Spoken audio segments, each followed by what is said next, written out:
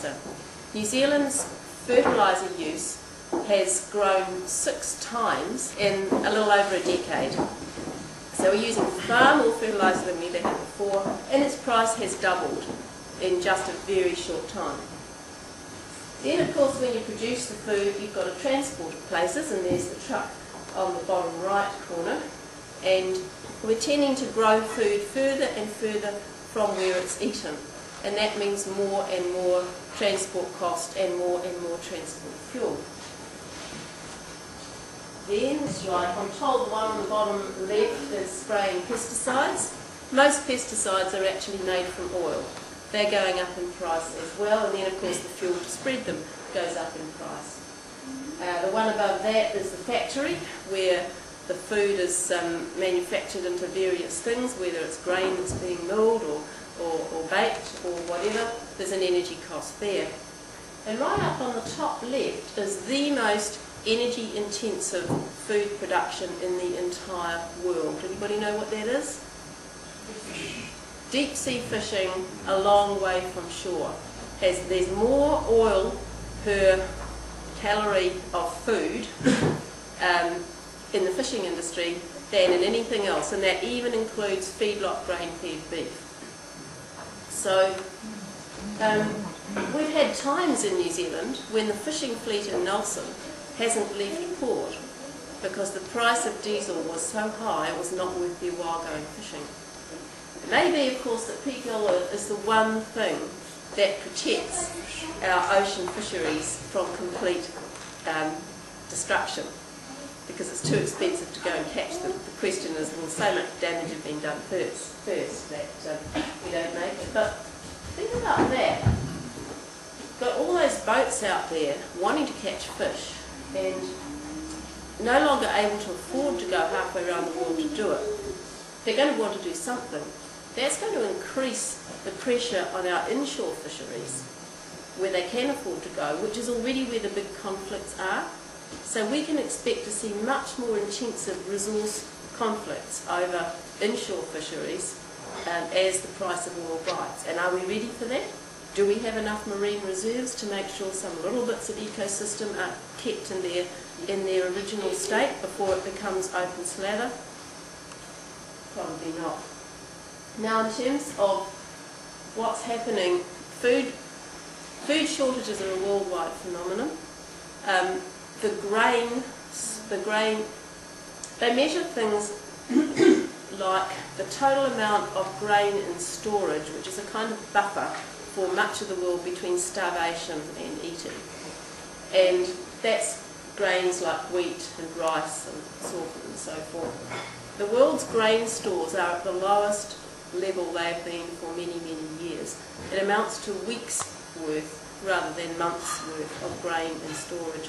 Because of course at the same time we have all these higher costs to produce food, we're not getting any more agricultural land than we had before. That's a fixed amount. But population is rising, and the expectations of what people want to eat is rising as well. So, a rock and a hard place for food.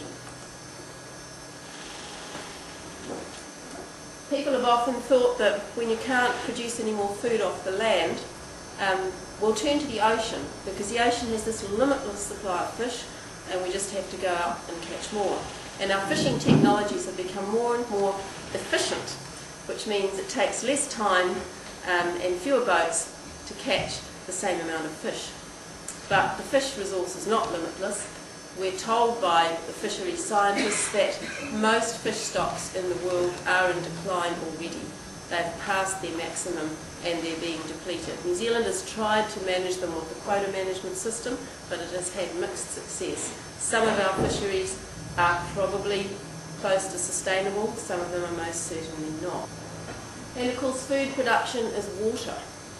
And one of the reasons that grain prices have gone up is Australia, which used to produce a lot of our wheat, has had this most disastrous drought and is producing very little. The whole Murray-Darling Basin is desertified as a result of the way the water has been used there, and there's a huge scheme over there to try and put water back into the rivers where they used to be. More and more food in the world is being grown with irrigation, which didn't used to be grown with irrigation in order to get higher yields. If you look at what's happening in Canterbury, a few years ago nobody would have ever thought of Canterbury as a place where you had dairy cows. Canterbury was a place where you had dry stock and where you had wheat and grains and things that needed a hot summer to ripen them and didn't mind cold winters and so forth. But of course dairying became the really profitable thing to do, and so more and more farms converted to dairying. And these are light, stony soils that get very low rainfall. So of course we have to suck the rivers out to irrigate those dairy farms in Canterbury.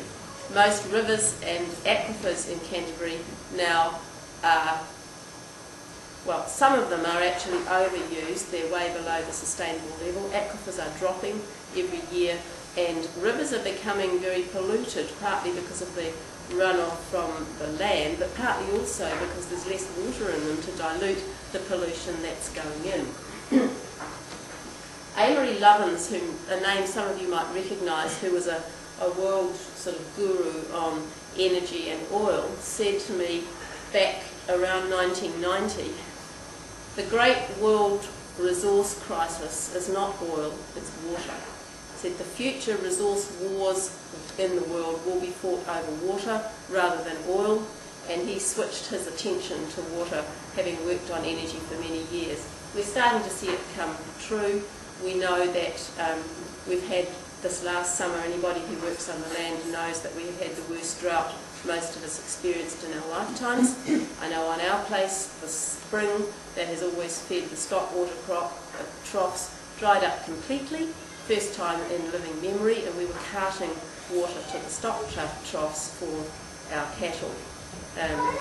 It was much worse in places like Canterbury and Hawke's Bay. Without water, you can't grow food. And what is it that's making water short? Well, of course, water is going to be crucially impacted by climate change. Food is climate. There's no doubt that climate is changing, and while it fluctuates around and you get warmer years and you get colder years, the long-term trend is pretty clear. And even though there may be some isolated instances where climate change is locally good for food production for a while, by and large, people have established food growing systems where the climate and the soil are optimal. So you change those things, then at the very least you've got a huge investment in new infrastructure because all your farming systems are in the wrong place to make the best use of climate and soils. In the worst case, it may be a great deal worse than just that.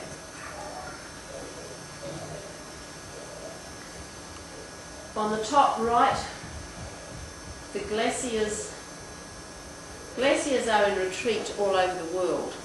They are one of the most marked indicators of how far climate change has gone. The big glaciers